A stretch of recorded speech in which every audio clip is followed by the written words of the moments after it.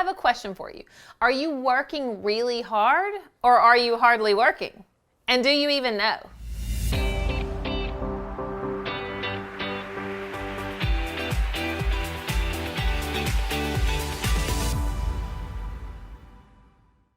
Let me tell you about my business. So I remember the day I started it. It's been almost 20 years now, and how excited I was. But that excitement pretty quickly waned when I realized that I wasn't making the kind of money that I thought I would make, at least not soon enough. And I remember being at year 4 or 5, and maybe I was making personally $40,000. And then eventually, after years, I got to 60 and 70, but I just could not do anything to get to 100 grand. And that was my goal. And why was it evading me? Because I knew I was working so hard, or at least I thought I was. But in some ways, when it came to my finances, I was hardly working.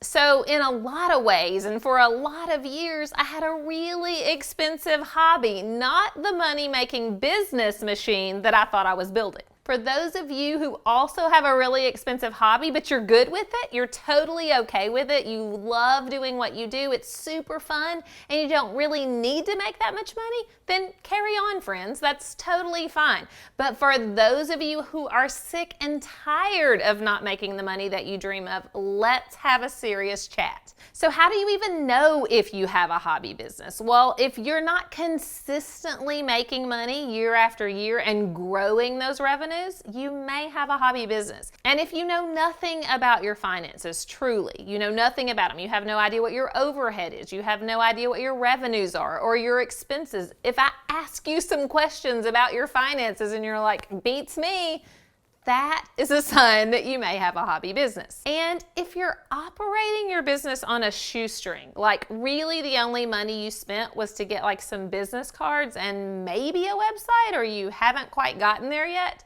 that's a big sign that you might be operating a hobby business. It takes money to create a legit business. It takes money to be progressive.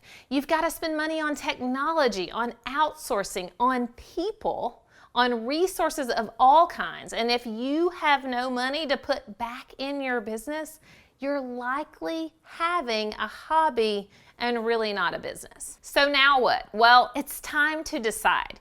You really have to choose. Are you cool with making no money and just doing the thing you love forever? Then okay, that's fine. But if you want to make money, if financial freedom is anywhere in your plan, then it's time to get on the side of the fence that says, hey, I'm ready to make money, Toby. I want this to be legit. Let's do this. And if you want help doing that, guess what? I created an entire program just for this. My goal, besides making a lot of money myself, is to make millionaires out of all the people I work with. And so if you'd like to be a millionaire, let me show you how. It's super fun.